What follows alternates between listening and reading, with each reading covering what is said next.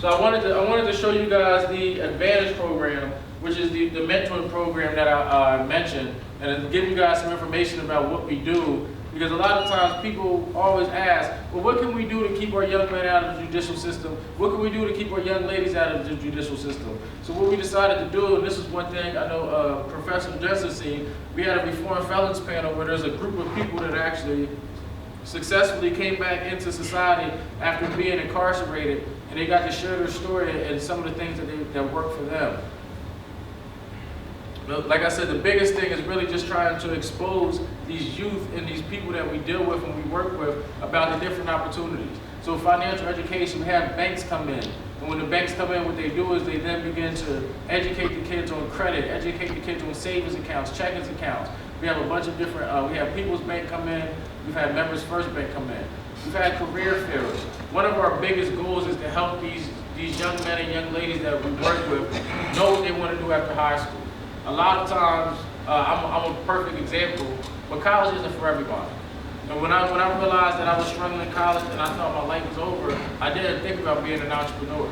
So we help these young men and these young ladies figure out exactly what they want to do after college, or after high school, excuse me, whether it's college, whether it's a trade school, military, entrepreneurship.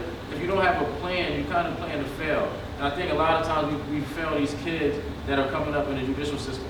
We did take some kids to the Penn State football game, and then just some fun things, letting kids be kids. But again, it's about offering an environment where people feel safe, where they can grow, produce, and be themselves. A lot of times these kids have to put on a facade and be somebody that they're really not, just so they can fit in. Here goes the educational reform, where we have people from a trade school, college, military, as well as entrepreneurs coming to speak, and our partners. So that's just a quick overview that I wanted you guys to see, because like I said, a lot of times the question is, what can we do to help? What can we do to impact these kids? And a lot of times we don't realize that we have the power right in our hands, right? Whether we're police officers, whether we're judges, whatever role we play in the judicial system, we have the power to impact these kids and to make sure that we're leaving the next generation better than our generation.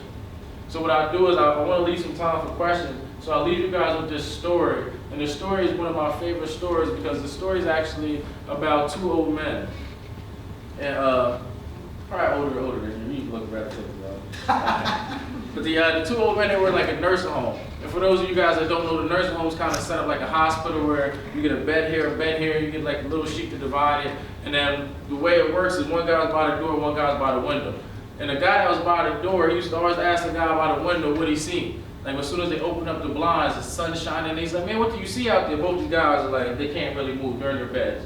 They probably need to help changing their diapers or whatnot. So the guy says, what do you see out there? And the guy always told him something beautiful, right? I see a dog out here chasing the tail. I see a man out here proposing to his girlfriend. I see kids out here running, playing catch. And the guy always repeats and always tells him a beautiful story. And one day, that guy that was by the window, he ended up dying. And he ended up dying by old age. They tell me that's the best way to go out, dying by old age. He ended up dying by old age, and what happened was the guy that was by the door asked the nurse if she could move his bed. Like, hey nurse, my guy's not here anymore. Is it okay if I go over there to where he was at? I want to see what he was seeing. And the nurse, she couldn't really figure out what the difference is in the rooms. You know, the door, it's the same room. But she said, you know what, I'll get some help in here. I'll move you. So she got a big, strong guy like you two. She probably would come get you two and say, hey, can you guys come help me move this guy over here? So you guys move the guy over. The guy starts looking out the window, and all he sees is like a big brick wall. There's just nothing there but a brick wall.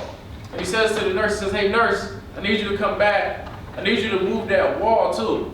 And the nurse is like, I'm not getting those guys back in here. I don't know what you're talking about. He said, well, there's something wrong because my guy told me that there was dogs chasing their tails and there was kids out here playing and that there was a girl out here getting proposed to. He told me a lot of beautiful things, and all I see is this brick wall. Can you come move this wall so I can see all the stuff? And the nurse looked at him and she started laughing. And he said, I didn't tell a joke. And the nurse said, you didn't know, did you? And my guy said, I didn't know what? She said that you didn't know that man that was by that window was born blind and he couldn't see anything out that window if he wanted to? And my guy looked at her dumbfounded and said, so how did he come up with all that stuff? And the nurse said, he did that for you.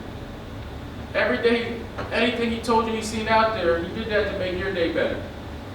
Because he knew that if you were looking out this window, you would probably be pessimistic, negative. But every day he came up with something to make your day a little better. And I love telling that story because what I want to leave you guys with is whatever profession, whatever role you find yourself taking on this thing we call life, always remember you have an opportunity to make somebody else's day better, and your life will always be worth it. Thank you guys for your time. I am Tavon Parker. I do want to open it up to any questions you guys may have.